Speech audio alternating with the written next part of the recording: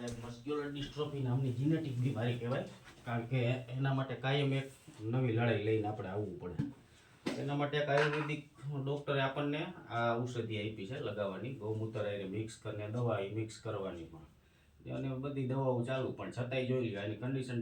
જો આ પગ, આ હાથ, કાયમી એવી કન્ડિશન થઈ કે ભગવાન પ્રાર્થના કરીએ કોઈને આ રોગ કોઈને ના દે. જોઈ લો, જો આગળનો ભાગ છે જોઈ લો, આ પાછળ આવી ગયો જોઈ લો. એટલે આપણા દેશના વૈજ્ઞાનિકોને એટલી પ્રાર્થના, ન્યુરોસર્જનના એવા સારા એવા ડૉક્ટર હોય તો એને પણ પ્રાર્થના કે આના માટે જલ્દીથી જલ્દી કંઈક દવાની શોધ કરે, જેથી કરીને મારા બાળકોનું તો ભવિષ્ય બગડ્યું છે, પણ આવનારા જે પેઢીમાં નવા બાળકો છે એને પણ કોઈને આવા બાળકોને આવી તકલીફ ન પડે. એટલે આપણા મા બાપ માટે તો આપણા બાળકો આપણા રતન જ કહેવાય, પણ છતાંય આપણે કાંઈ આમ મહેનત મૂકી નથી. જે થાય એ બધું કરીએ છીએ. બાકી અમે આવા તમને વિડીયો બતાવતા રહીશું. અમારા પેજને લાઈક, શેર અને ફોલો કરતા રહેજો.